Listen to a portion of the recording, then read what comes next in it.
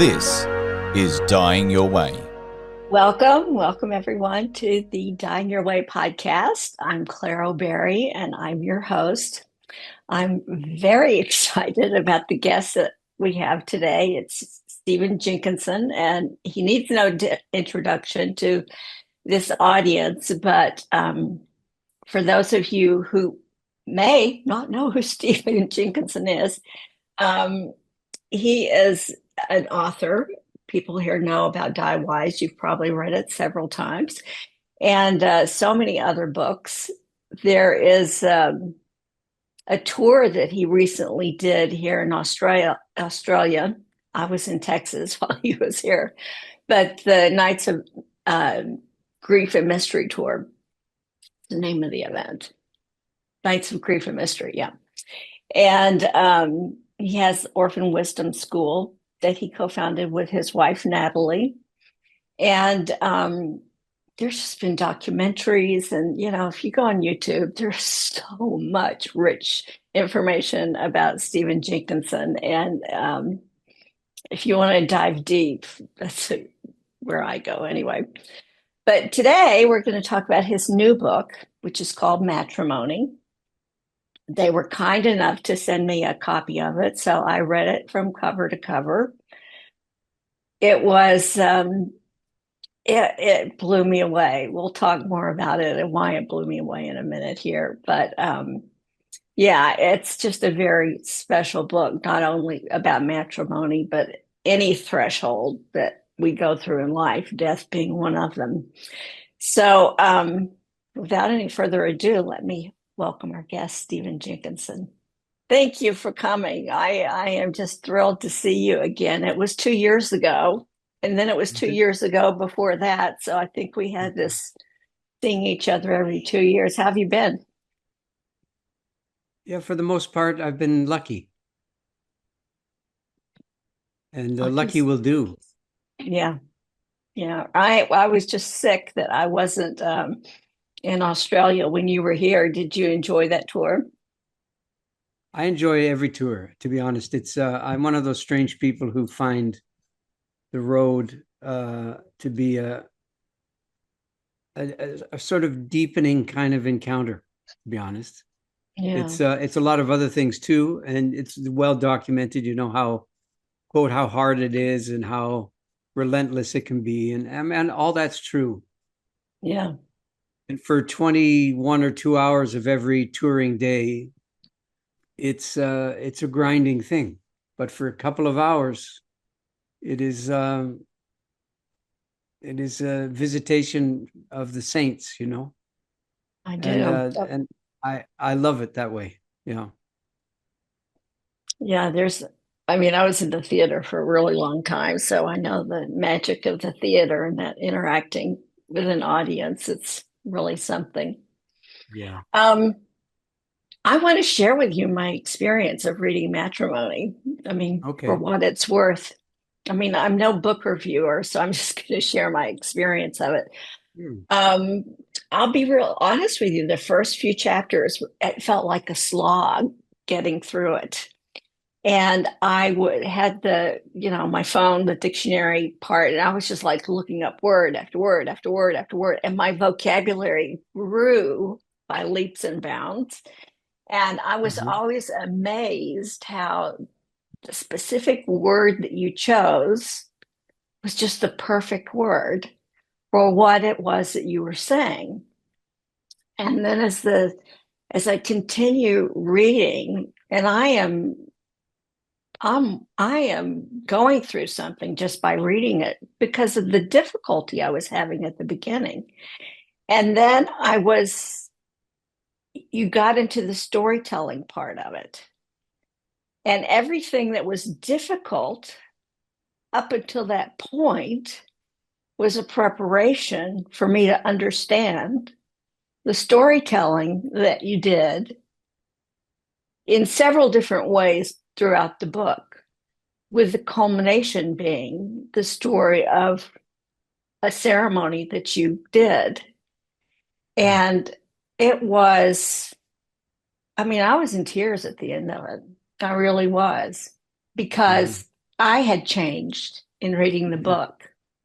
And I don't know if that was something of I mean, I know you gave the blessing at the end, but it felt like an initiation of sorts. And I don't know if that was your intention or not, but it really, yeah, it'll just change the way I look at things for the rest of my life. Mm-hmm. Well, that's great to hear. I understand about the experience you described at the beginning.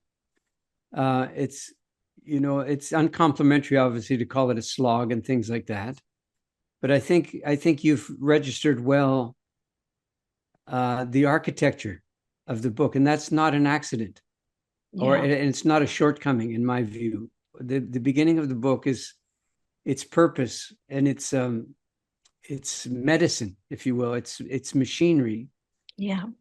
Is to bring you to a fairly clear-minded encounter with the really extraordinary and exceeding poverties that gather around, our mutual life in the West, our ceremonial illiteracy in the West, our taking it for granted that by virtue of just, quote, coming together in good intention, that something magical and wonderful and inevitable happens.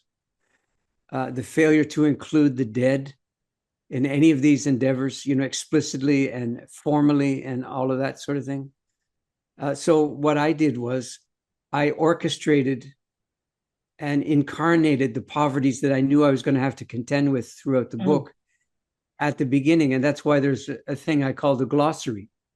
In other words, what do all these words mean? We take them, as kind of mutually replacing. One means more or less the other, which means more or less the other. And I mean, it's no surprise to you for me to say that in the contemporary Western world, we can't make any distinction really between heart, soul, spirit, inspiration, excitement, being attracted. All of these things, we have no kind of discernment in these matters. The difference between attraction and commitment, between vow and promise. And I thought all those things, they really mattered.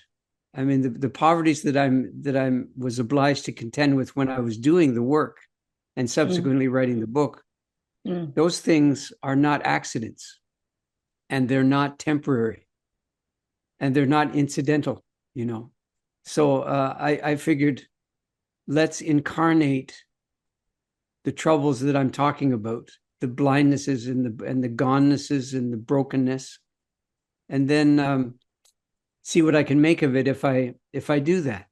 And yes, I think it asks things of people who are reading, but I'll be frank with you. I write books for people who read. I don't write books for people who scroll. So that's just the way it is. And I'm just one of those guys. And I take seriously the reading audience. I think I have a responsibility to respect a reading audience by treating them really like grown-ups, not like people who need to be catered to. And where did I learn that? I learned that working in the death trade, where I can tell you this, most of the things that you read, not the content, but the kind of presentation that you read in the Matrimony book, is me translating the sort of skills and sensitivities I learned when I worked with dying people. That's really where it comes from.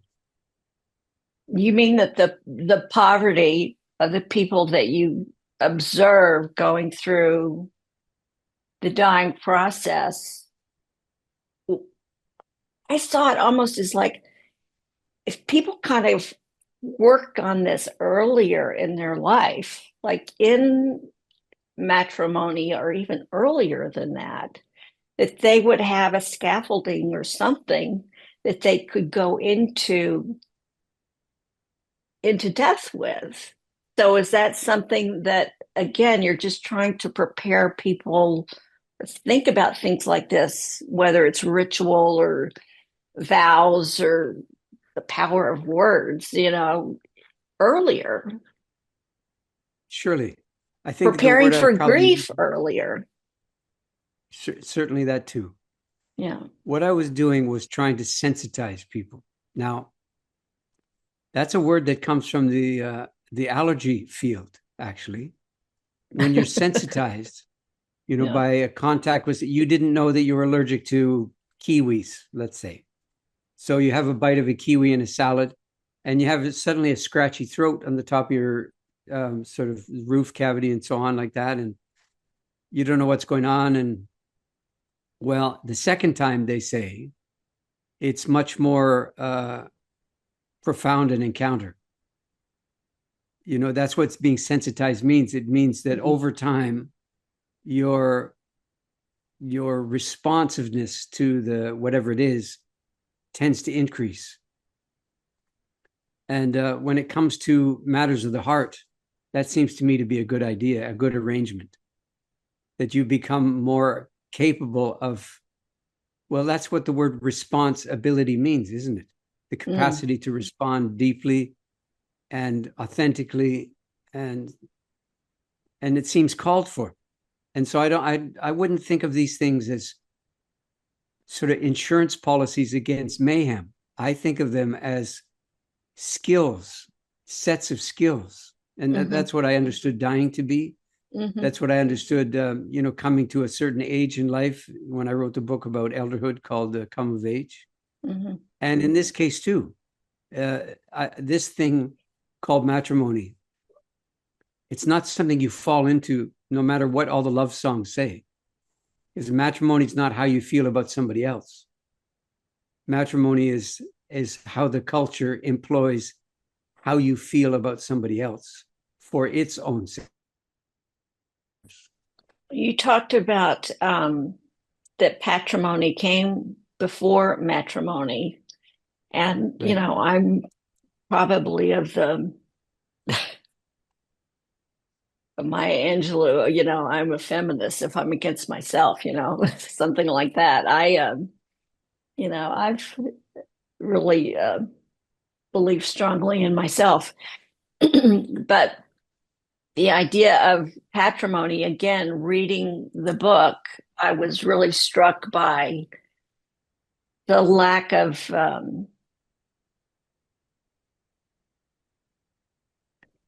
inquiry that my father had with my first husband. And that really,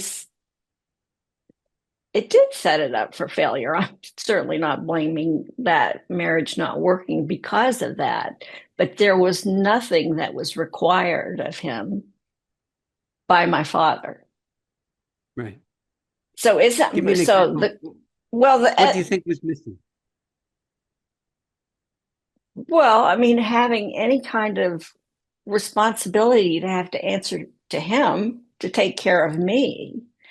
And yeah, so the horse was out of the barn. I mean, how do you put the horse back in the barn after it's out? It was kind of like at that point in time where he really could have let him know that he was in my camp before he was giving me to him.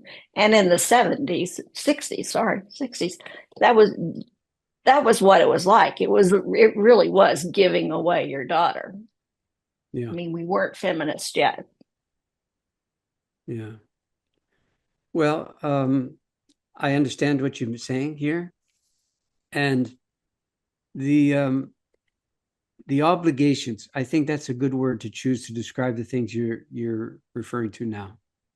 The obligations that a working culture lays upon its citizens in sort of so-called peak experience times, like ceremonial or ritualistic times, should not be left to the inspiration, excitement, or feeling tone of the people involved. There's a thing called formality. Now, I'm not telling you anything you don't know when I say that, generally speaking, probably like you, I was raised with the notion that formality was by definition artificial, but was by definition inauthentic. impersonal, fakery, things of this kind. In actual fact, I've come to realize over the years that formality, particularly in matters of ceremony, is there explicitly, never mind to guide you and all the rest, that's kind of obvious, but it's explicitly there to rescue you from the excesses that your autobiography would exact upon the moment. That's what it's for. It's to release your sort of diabolical grip on your self-determination, your self-understanding, and all the rest. Frankly, here's why. Rituals are not there to confirm something that already exists. They're not affirmation events. They're, no matter that the wedding invitation says, come join us for a celebration of love between so-and-so and so-and-so. I mean, there's nothing wrong with that. But from a ceremonial charge point of view, it's profoundly lacking. In what? Well, if you come to a celebration of love, you're coming to something that already exists. And all you're being asked to do is, quote, look at it, and sort of in a generic sort of way, approve of it, and then go along with it, not ask any questions of it, and then drink to it and maybe speak to it a little bit. And that's it. And when that day's over, I mean, come Monday morning, man, for, 9/10 of the people that were there, it's just another day and nothing really endures, So I'm submitting to you and to the people listening now to us that what rituals are there to do is to conjure something that doesn't yet exist. So it's not a celebration of love.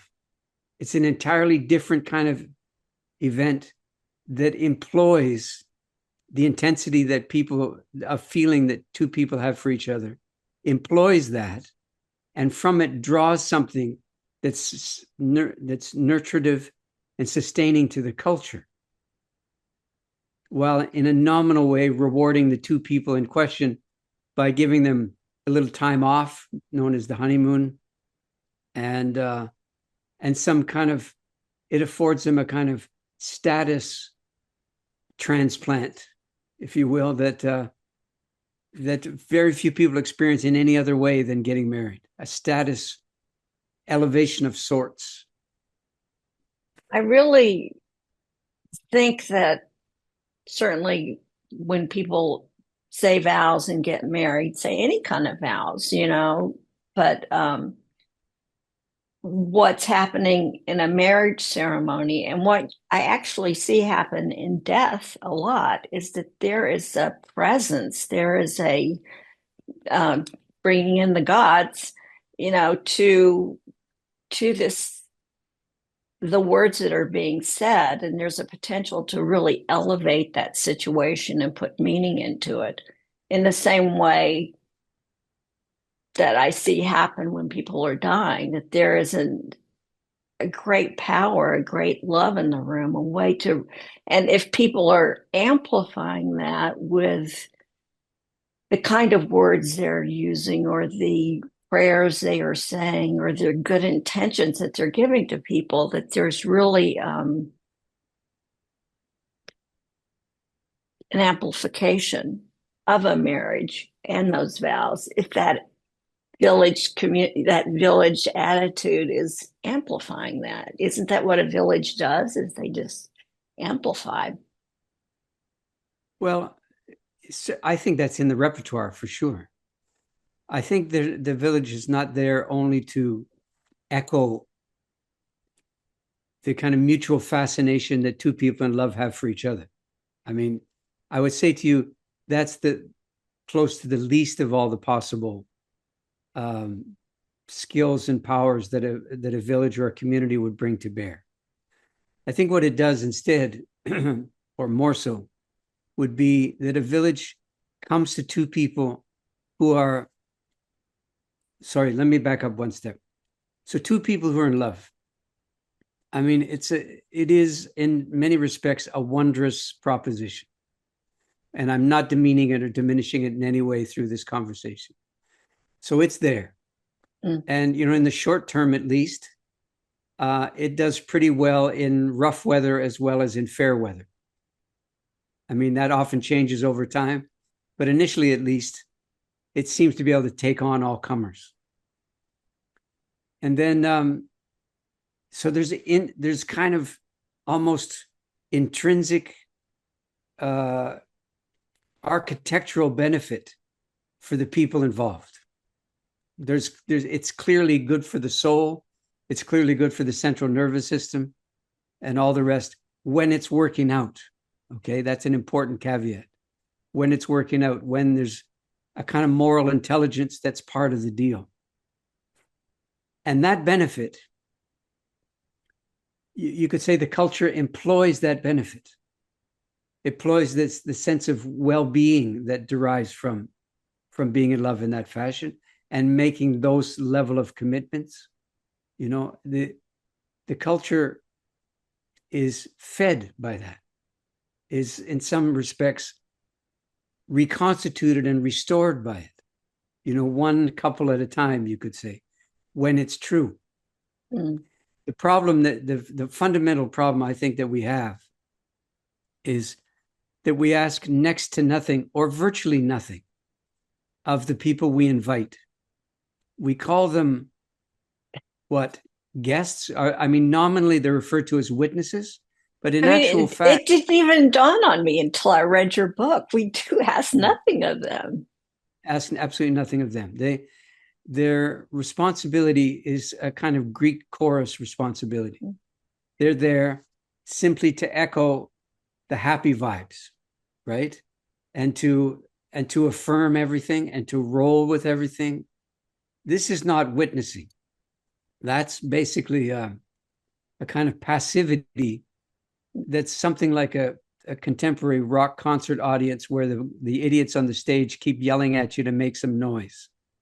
That kind of shite, that's what it is to me. And it's there's so many stylistic offenses that this kind of stuff commits. But the thing I'm thinking of most emphatically here is it's such a tragic and grotesque loss of an opportunity to commit yourself to a deepening of life in a public way, not in the privacy of your own bedroom or your own mind or your own, house, but in a public fashion. And I submit to you, well, I can tell you that the people who came to me to do their weddings in the early days were pretty deeply concerned that the likelihood was that their wedding was going to more or less resemble the weddings that they had seen before their own. Mm. No surprise there. Death is very much like that as well. It tends to resemble the former ones, the previous ones. Yeah. Right? And what was the problem with that in the wedding context? And the answer was that virtually nobody had been to a wedding that they admired or that they envied or that they'd want to emulate. What they had as a kind of collection of references is a kind of hired, arbitrary, exceedingly, what would you call it? A kind of an arrangement that had no sensitivity to the moment and to its possibilities. The rehearsals, the walk-through feeling of it, the sense that you could be anybody saying virtually these things, and even the so-called personalized vows and all of that kind of stuff, not much different when push came to shove. And of course, for the people sitting in the room, it's a terrible feeling to not be resorted to not be deeply included. It's a terrible feeling to feel that your only real responsibility here is to just say yes over and over again to what you don't even know. And that's why at length in the book, I made the distinction between promises and vows. and why we use the word vow almost exclusively to describe the moment that we're talking about now. Almost exclusively. I love is this a real wedding? And your response, that was classic. Yeah. You want to tell the people what you're referring to there? How do you remember that story went? Because there was someone that, well, I guess it was either the mother of the bride or the mother of the groom who was kind of shocked and amazed at the events that were going on. And she was, I guess, a bit incensed at you and asked you if that was a real wedding. Right. Do you want to say your response? Or do you want me to say it? No, you go ahead. Well, and you said, "Are you a real mother?" Loved it. Yeah. That really happened. And, I think the shocking part of the thing is, well, first of all, it wasn't my best moment. I certainly could have responded more with more circumspection and more, I don't know, hesitation on the matter. And I acknowledge that. But I'll tell you this. Can you picture going to the depths of what you're capable of because two young people have asked you to do it on their behalf? That these young people have invited 100, 150 people to come and be in on this thing that they're frankly desperate to try to bring to reality, to bring into being. That they know they're taking all kinds of chances, that they themselves are way out on the edge of anything, familiar or recognizable, and they're trying, okay? And they've asked me to ride herd on this whole operation for them. And that's the context for a parent of one of the two principals coming to me in mid-ceremony now. Mid-ceremony, oh my God. Oh yeah, right while it's all going on. Yeah. And asking me if this is a real wedding. Well, it's not a question. She's not curious. She's accusing, isn't she? Mm-hmm, mm-hmm. Yeah. And so I took her at her word. I said, okay, if you want to throw down, let's throw down.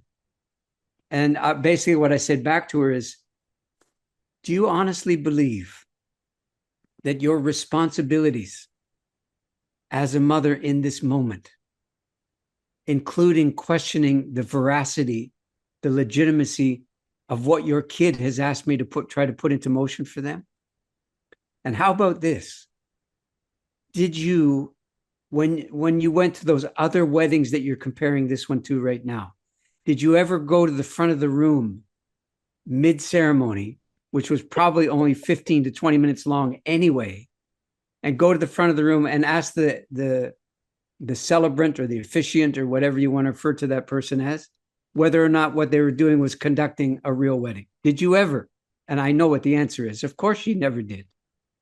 She waited for me to appear in her life to act as if this is a legitimate exercise in maternal concern, affection, and power.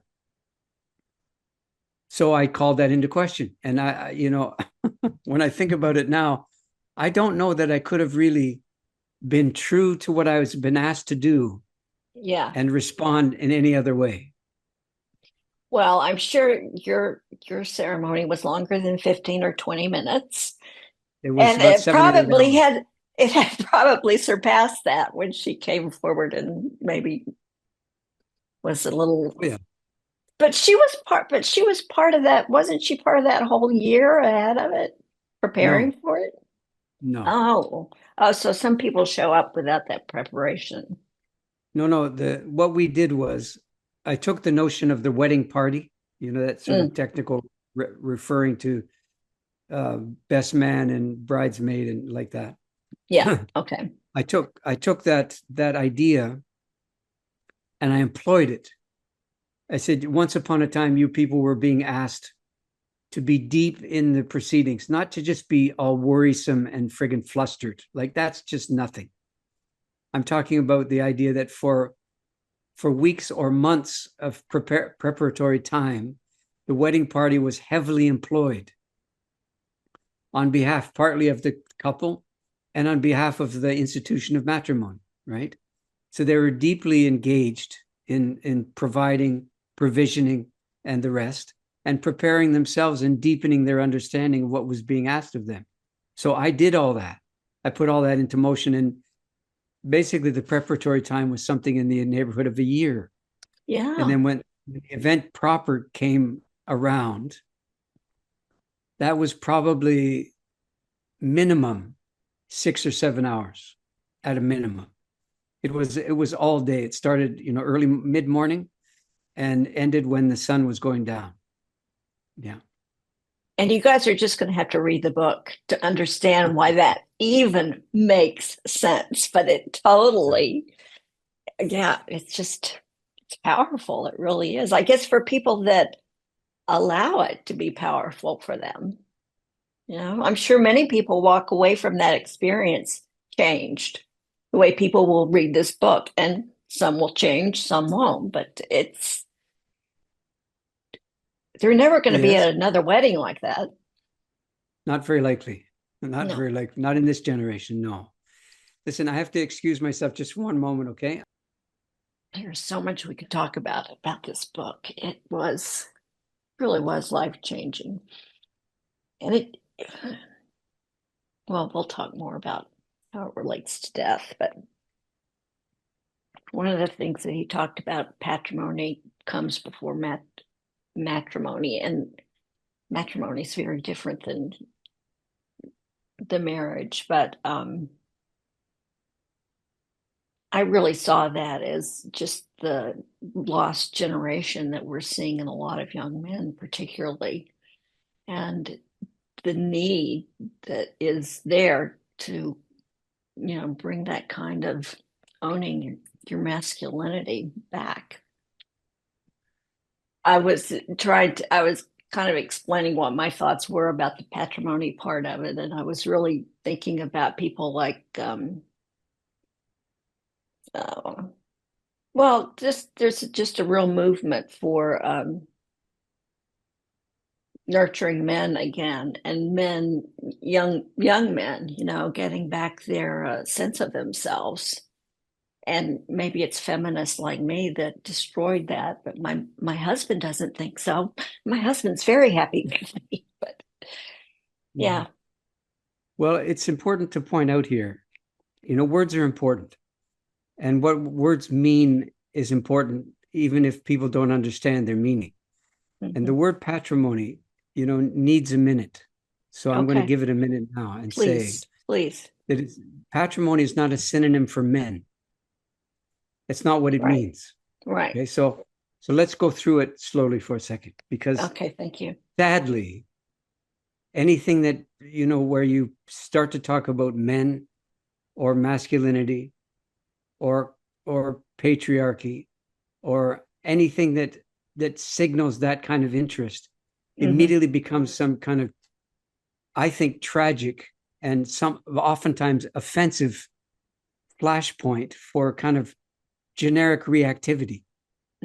No consideration, just generic reactivity and diminishment and calumny and the rest. So I chose the word patrimony. I didn't invent the word, of course, but I chose it deliberately. Why? To talk about it. It gets its own chapter in the book, and it's a long chapter. Why is that? Well, here's why. So we're in an age that likes to pride itself on its kind of efforts towards inclusivity. That's a big word these days. So let's find out how inclusive traditional wedding practices tend to be.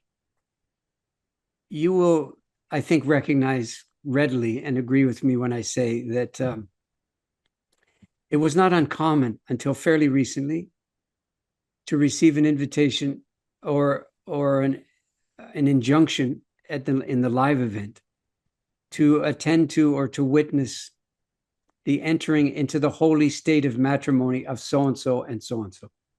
So I underscore that, the holy state of matrimony. Now, what made it a holy state, nobody ever really said. It was just like some kind of goofy magic that was supposed to ensue, that by saying it, it kind of made it true.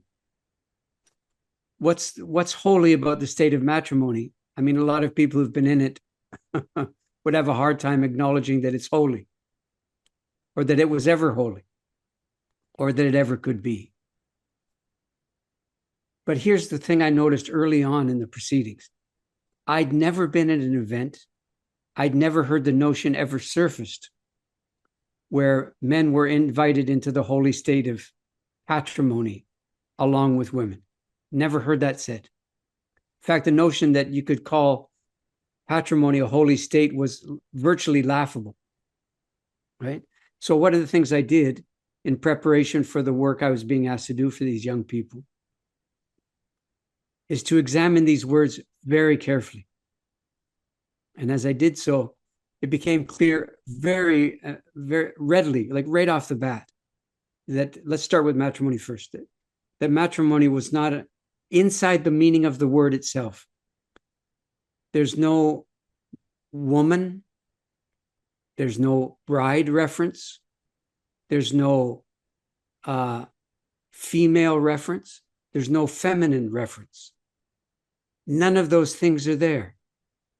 The specific word matrimony means the repertoire of skills, inclinations, inward dwelling realities, and so on, that constitute the capacity to mother culture. Right. Mother culture. That's what the word actually means. Doesn't say it's the exclusive possession of women. Doesn't say that.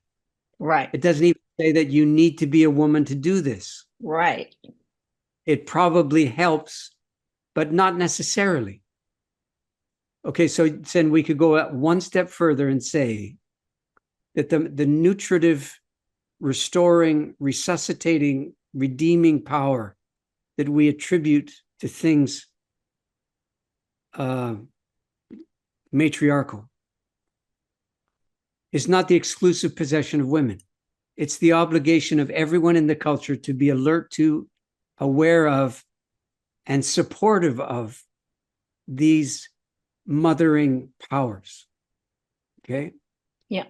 But it's not the exclusive, it's not the possession of women. Right. By the same token, then patrimony means something in the order of this: the repertoire of skills, inclinations, and obligations that accrue to the fathering of culture. Doesn't say anything about men. Doesn't make it the exclusive possession of people with testicles and a penis.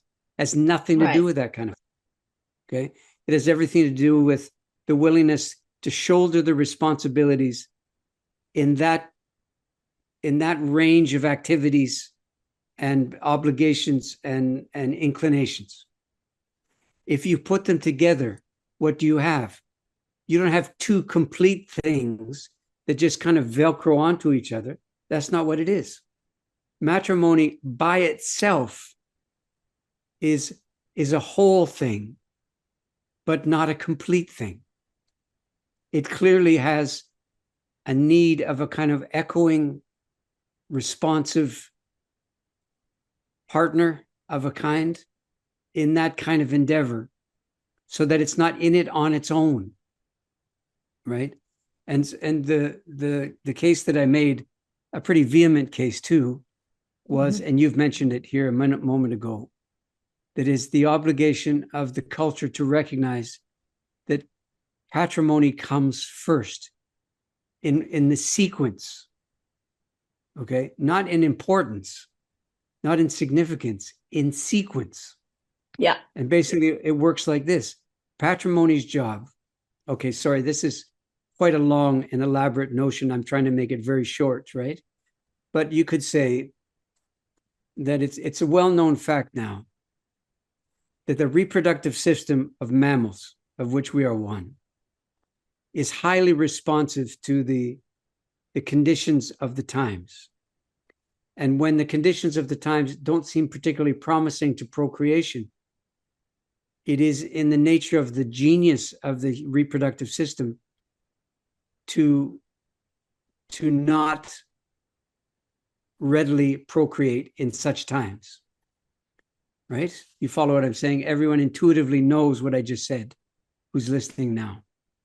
And we overcome and overwhelm that wisdom of the body with all kinds of fertility treatments and the rest. But I'm saying it's not infertility, it's wisdom. It's a kind of wisdom of recognizing how sustaining and sustainable it is to procreate in a time that's deeply unpromising, deeply compromised, deeply traumatizing, and the rest. Okay. Right. Okay, so matrimony's job is to be, among others jobs, I should say, is to be responsive and respectful of that wisdom. Okay, patrimony's job is in those kinds of circumstances to labor, stoutly and vehemently on behalf of making a better day, such that the mammalian reproductive system that's in the culture, in the feminine form, reconsiders its procreative options and lends itself to the making of life again. Yeah. Not only literally reproducing human life biologically, but literally explicitly reproducing human culture at the same time. Okay, that's an elaborate way of saying to you, yes, patrimony comes first. It builds the house. The scaffolding. Matrimony, if it's willing, matrimony moves in and makes of the house a home. And this is the origin of the phrase homemaker. Nobody ever called that person housemaker, now did they? No. Never. Because intuitively we know what I just said. Thank you. No, I'm really glad you jumped in there, because good point that matrimony and patrimony aren't gender specific. So good point. Thank you. Of course, they lean on and they require the specifics of gender. Of course they do. Right.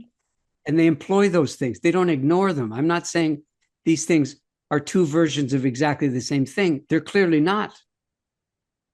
No. But those differences seem to me to be, I'm going to risk a term here, God-given. They seem to be part of the architecture. They belong, you see. And so the simple case I'm making is that the words patrimony and matrimony recognize that these instincts and capacities and inclinations clearly belong. They're part of a culture-making repertoire that we're entrusted with. And when they're working well, the world explicitly benefits from our sanity. And when they're not working well, the world specifically suffers from our insanity. So one of the intentions or objectives I had for this podcast was that people would be inspired to read the book, get the book, read the book, but not just for people that were married. So could you touch on a little bit about how people that are married, divorced, 50-year anniversary, on their deathbed or whatever, if you're trying to revive a marriage or get over a loss of some sort, what is it about matrimony that can be applied after the ceremony? Okay, that's a good question. Well, I would say the first thing that occurs to me is if you run into just the normal struggles, okay, just the normal post-wedding struggles. I mean, I haven't seen the statistics lately, but it was common knowledge that most marriages, the lion's share of marriages, failed within 5 years. It was worse than new restaurants. Yeah, I've heard that statistic. Yeah, something like that. Yeah. Okay, so why? Well, is it because nobody took seriously what they said on the day of? Yeah, that's possible. Is it because there's something that's grown hollow and sort of tinnish when it comes to that so-called magical day. Yeah, that's part of it too. Anything else? Yeah, I think so. I think we struggle often in vain in our marriage life as a consequence of the fact that the nuclear family, is asked to do far too much in the way of standing in for the utterly disappeared community or tribe or village. Yeah. I think if you wanted to come down to one particular dilemma, it seems to me that's probably it. Yeah. And you can see this kind of atrophy in the actual wedding day itself. Mm-hmm. You can see the inclination and the reward system in place for these two people to become very entropic and mutually absorbed and fascinated and infatuated and all the rest. That's rewarded, for these two people to look not outside, but, to each other as if that other person is there to basically complete you and make you real and make you capable and make you whole and the special one and all that mythology. And the truth of the matter is, of course, and everybody knows it, that you have needs that no one can possibly satisfy, period. And nobody else is in the world to make sure that you're okay, period. So we have to have other understandings of what this mutual attraction is for. And it turns out it's not insurance policy against the world. It's supposed to be on behalf of the world, that the world deeply benefits as a consequence, as I said earlier, of this sense of well-being that rises in you. Right. But it tends not to, right? Because you tend to keep those good vibes in-house, so to speak, right? And so it seems to me if we need to do anything to put this in some kind of correction, and God knows we do, then one of the things could be to consider the outward glance rather than the inward glance. To imagine that it is in the power of not romantic love per se, which is a kind of narrow understanding of love, but you would imagine that the sense of possibility that comes to you as a result of, a deep running and mutual attraction and affirmation of one person for the other, that kind of sense of well-being turns into something that the world benefits from, instead of another thing that the world is cast aside in order for you to achieve anything at all. Yeah, I really get that. I mean, two people coming together. I'll use me and Terry as an example. I mean, we got married in 2006. We met in 2016, started traveling in 2017, got married in 2018. And the first time we married was in Texas, in my barn, built in 1901. And it was supposed to be outside, but it rained. And so all of a sudden, everybody moved everything into the barn. And we had a great wedding in the barn. It was, I won't go into the details, but it was very powerful. And the people that were there were moved by it. And they put a lot of effort into making it happen. And then we went to New York for a reception where we met. And we had a lot of friends in New York. So we had a reception there.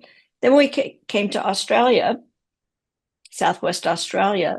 All of our friends here, new friends for me, we're in the bush. There's a kangaroo actually watching our vows happen.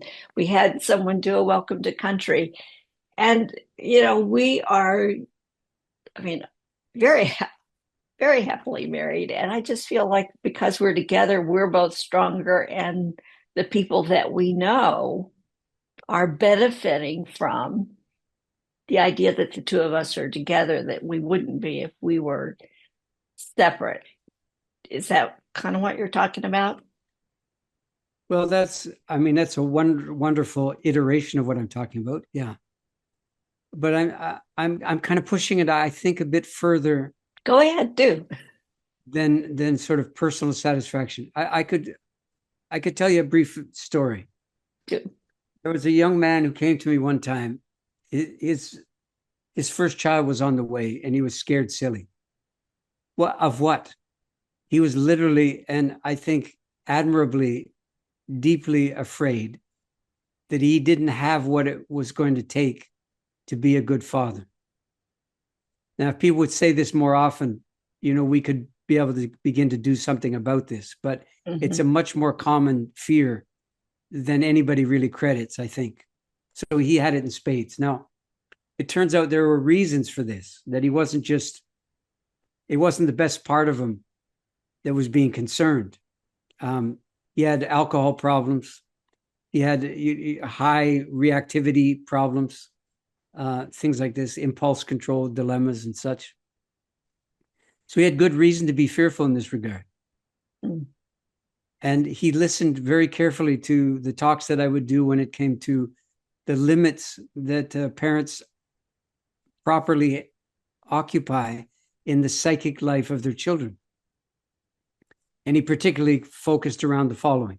I said that it is not in the repertoire of parents to be able to make humans of their children. The human making work is culture work, not parenting work. Okay? And because parents are so involved intrapsychically in the inner life of their children, they tend to be disqualified as being good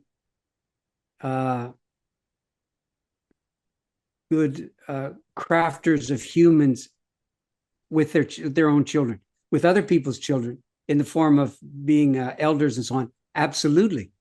But in their own kids, the wiring is too tight. It's too fierce, right? There's too much biased investment and too much. Yes, we understand what I mean. So, yep. So I said to him, when it comes to this child who's not in the world with us yet, who's coming, your inclination is to want to protect him or her from the world. That's what you're asking me about. I would say to you that you've got it completely wrong in your understanding of where the emphasis should fall. What you need to be doing is be working on behalf of a better day right now, culturally speaking, and in this way provide the better day or the better world that you're afraid will not be there for your child. Okay? That's the emphasis. That's the focus. That's the tone that I was imploring him to reconsider. And that's what I'm saying to you now, that what we're talking about here is not personal satisfaction, which is a wonderful thing, but it tends to have its limits, right? What I'm talking about is, the world is in rough shape. It needs a lot of help. We're not that good at helping the world. Okay?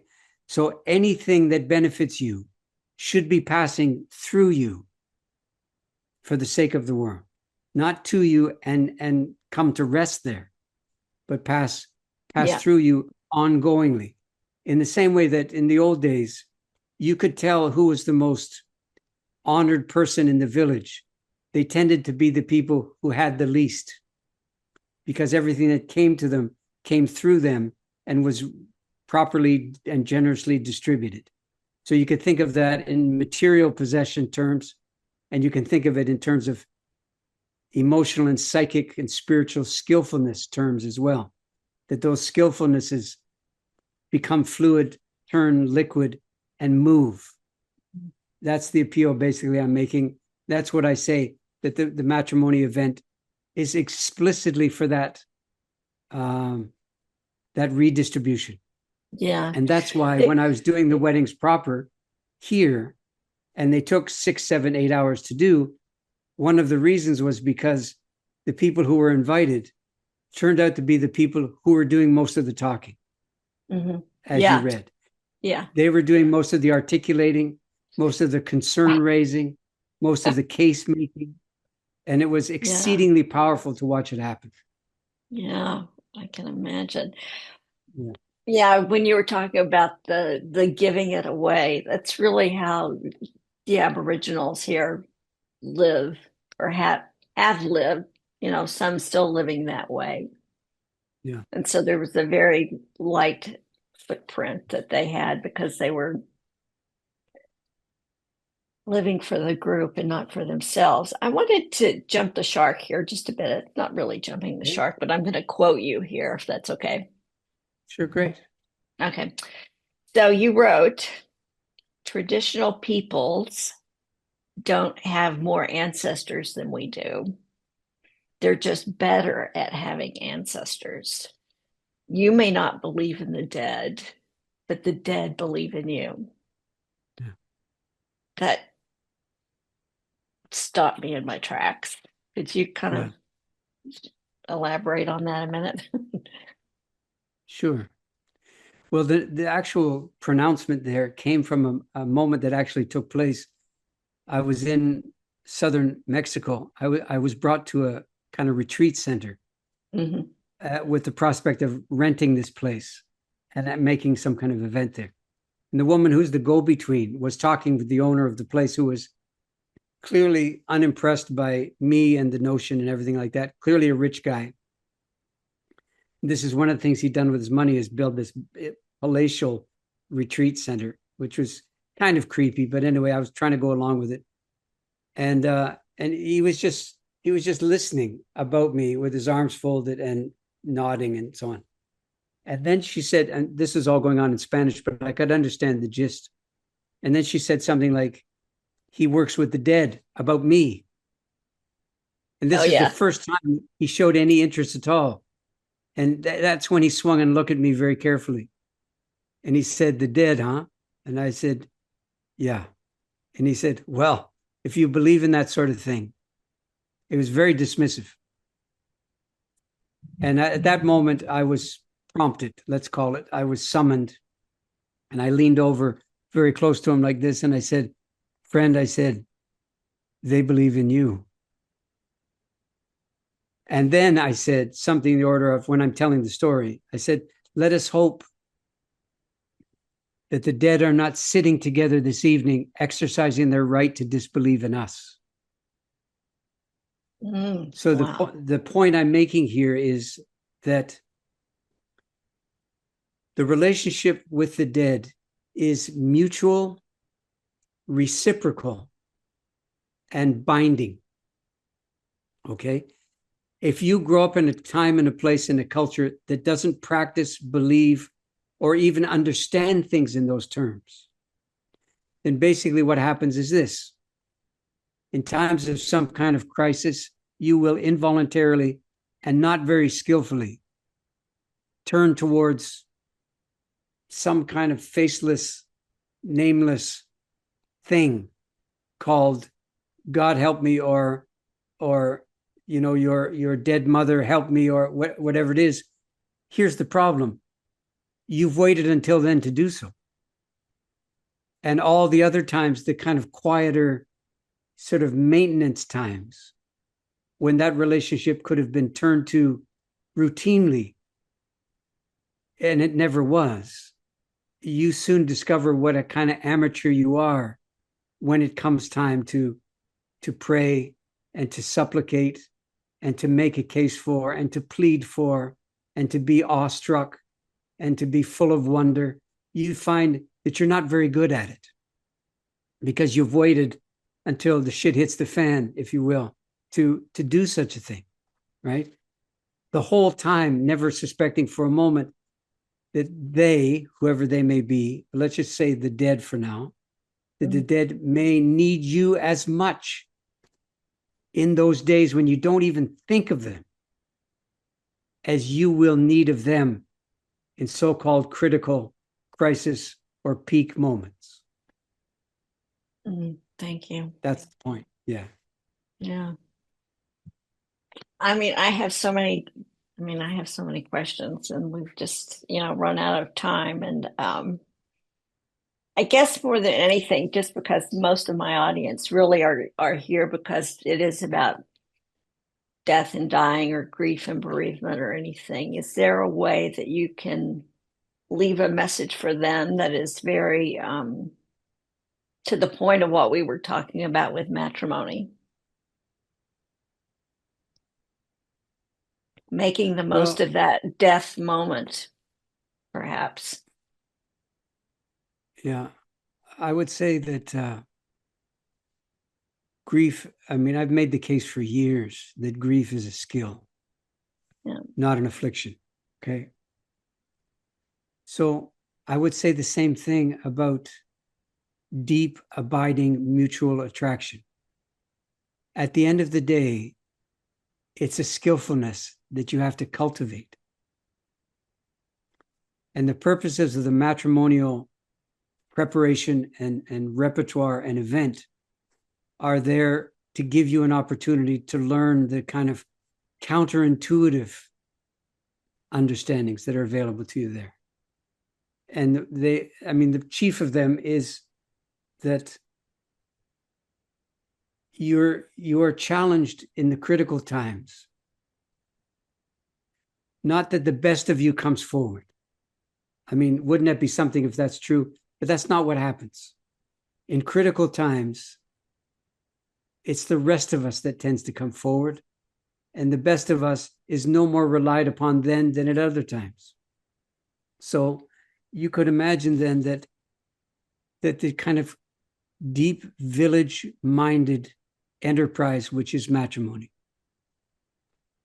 will serve you deeply and well. And this I can promise. At times of fundamental loss and sorrow and crisis. That's what these skills are absolutely transferable. Yeah. I will go further and I'll say, I did spend a lot of time in the death trade. I think I did pretty well there. Yeah. I produced a kind of body of work from those days that a lot of people across the world have relied upon and been in touch with me over the years and reassured me that that's true. What I'm here to tell you is that those skills that became available to me in working with dying people were so obviously necessary and available to me when I was working in the context of matrimony that I was deeply surprised how readily these things translated. It's virtually the same kind of skill. It's virtually the same kind of obligation to maintain a kind of open-heartedness. Yeah. I'll leave you with this. This is a true story. It happened not that long ago, and it's kind of timely and then sadly in the news. So everybody's aware in some fashion or other what's going on in the so-called Holy Land, or Palestine or Gaza or whatever form you want to refer to the operation in. And I had people who had employed me in Israel some years ago. I'd been there twice to work, and they got in touch with me in the weeks immediately following the Hamas attack on Israel. Mm. And they were deeply concerned about what was coming and what has subsequently shown itself that they were absolutely right. Yeah. They knew that the power of retribution and payback was going to be completely unleashed in Israel, and it was going to be an unthinkable sequence. By Israel. Yeah, that's right.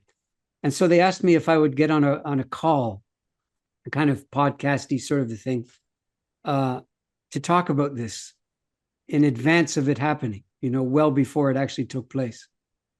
And I agreed to do it with no notion of what I was going to say or how useful I might be able to be to people who are living these realities while I was just hearing about it and thinking about it. Right. About halfway through the call, and it turned out there's like 1,500 people that got on this thing.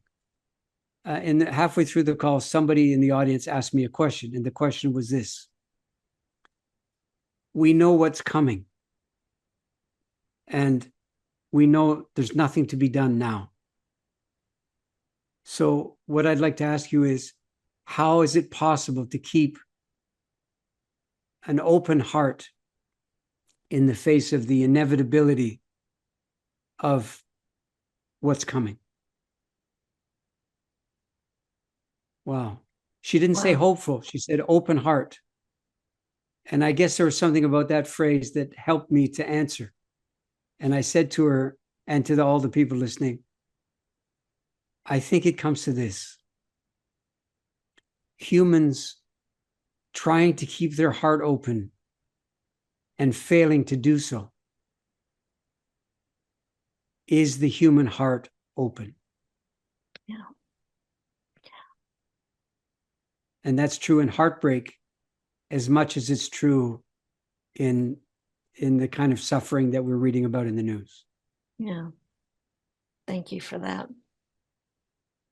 Well, okay, I'm gonna close here. And before I do, I just want to thank you. I mean, again, it's just such an honor to have you as a guest. And I do hope that people will be inspired to go to your website, orphanwisdom.com. There's the book right there. There's the book. There it is. Yeah. Go to orphanwisdom.com because we don't want them to go to Amazon. Go to orphanwisdom.com. And yeah, you can order that book, any of his books, any of his works, you can get it there. And yeah, it's just been a real pleasure being with you. I can't thank you enough. And yeah, you've changed my life. Yes. Well, you probably did some change in yourself. Yeah. Yeah. Well, thank you so much. Thank you too. Thank you for joining us on Dying Your Way. If it's inspired you, then please spread the word. Leave a rating and review so others can find out about us. To learn more, connect with us on Facebook or our website at dyingyourway.com. A special thank you for the artist Mel Dobra for letting us use her song, Smoke and Flame, as the soundtrack of our show. I invite you to return, hear each episode, and be part of the conversation on death literacy. I am Claire O'Berry, and this is Dying Your Way.